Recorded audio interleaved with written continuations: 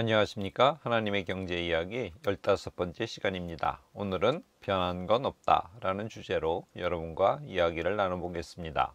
먼저 코로나 이야기입니다. 3년 만에 일상 회복에 대한 기대감이 커지고 있습니다. 축제나 공연도 서서히 재개되고 있고 하늘길도 다시 열렸습니다. 여행, 항공권 예약이 굉장히 많이 급증하고 있습니다. 오미크론 거리두기 완화에도 확진자 감소세가 지속되고 있습니다. 지난주 말에는 대략 20만 명대로 줄었습니다. 부동산 이야기입니다. 새 정부가 들어서면서 부동산 가격이 오르지 않을까 하는 기대 심리가 시장에 확산되고 있습니다. 강남의 몇몇 아파트는 부르는 가격이 올랐다고 합니다. 서울 집값 하락세 11주 만에 멈췄고 개발 기대감에 일부 지역에서는 반등의 조짐이 보인다고도 합니다. 규제 완화에 대한 기대에 부동산 시장에 훈풍이 돌지만 DSR 총부채 원리금 상환 비율은 계속 규제되고 있기 때문에 실수요자들의 눈치 보기가 여전하다고 합니다. 서울 최고가 아파트 거래가 1분기에 85%나 급감했다고 합니다. 최고가 아파트란 직전 신고가보다 크거나 같은 가격에 매매된 사례를 뜻합니다. 우크라이나 전쟁 이야기입니다. 미국 백악관 비서실장은 전쟁이 끝나려면 멀었다고 하는 암울한 전망을 내놨습니다. 러시아군이 부차에서 민간인을 무차별 학살했다는 증거가 나오면서 유럽 공동체는 러시아에 추가 제재를 취하기로 했습니다. 바이든도 푸틴을 전범 재판에 세워야 한다고 목소리를 높였습니다. 유엔은 러시아를 인권이사회에서 퇴출시켰습니다. JP모간 체이스 회장 제이미 다이어먼은 우크라이나 전쟁과 인플레이션이 심하기 때문에 세계 경제에 충격을 줄 것이라고 경고를 했습니다. 이 와중에도 남들이 파는 러시아 주식을 사들이는 헤지펀드도 있습니다. 별별 사람이 많죠.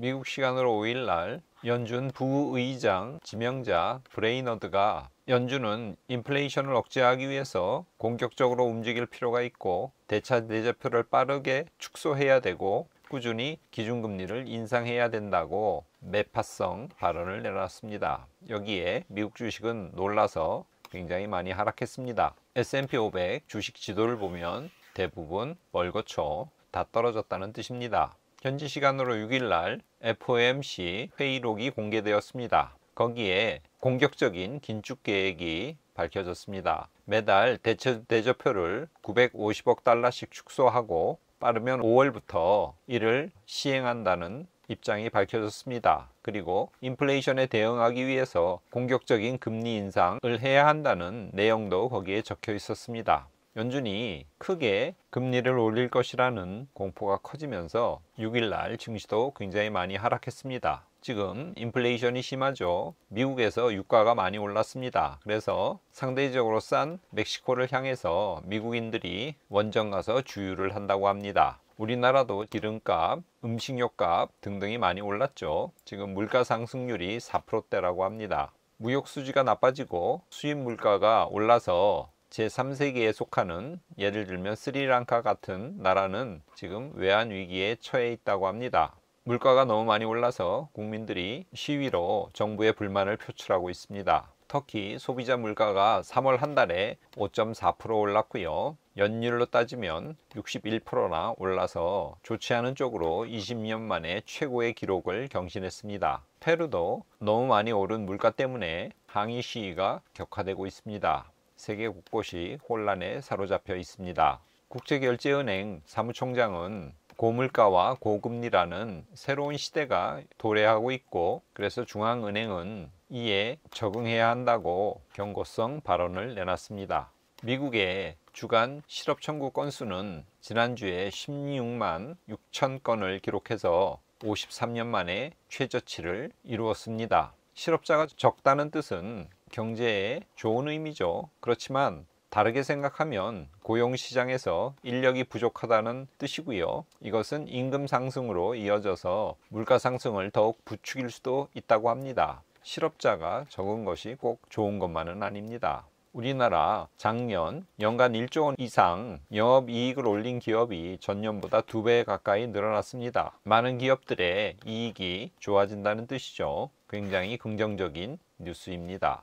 중국 3월 차이신 서비스업 PMI 지수가 42로 추락을 했습니다. 그래서 지금 중국 경제가 심상치 않음을 이 지표가 나타내주고 있습니다. 지난 일주 S&P 500 차트를 보면요, 전반적으로 계속 하락했죠. 1.31% 떨어졌습니다. 연초 대비로 보면 6.43% 하락했습니다. 나스닥 차트는 지난주에 많이 떨어졌네요. 4% 떨어졌습니다.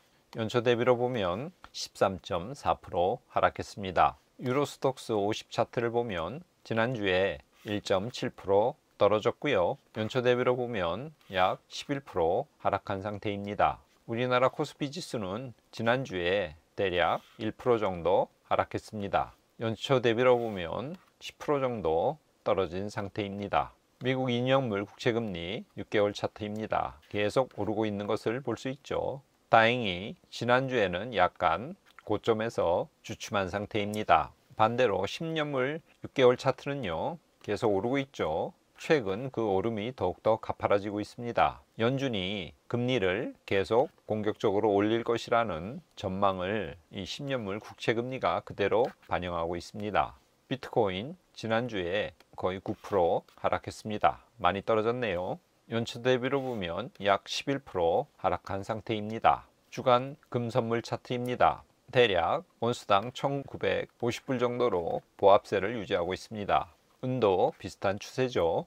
지난주에 국제에너지기구 IEA에서 비축유를 방출한다는 소식이 발표되었습니다. 그래서 서부 텍사스 원유 가격이 배럴당 100달러 밑으로 하락했습니다.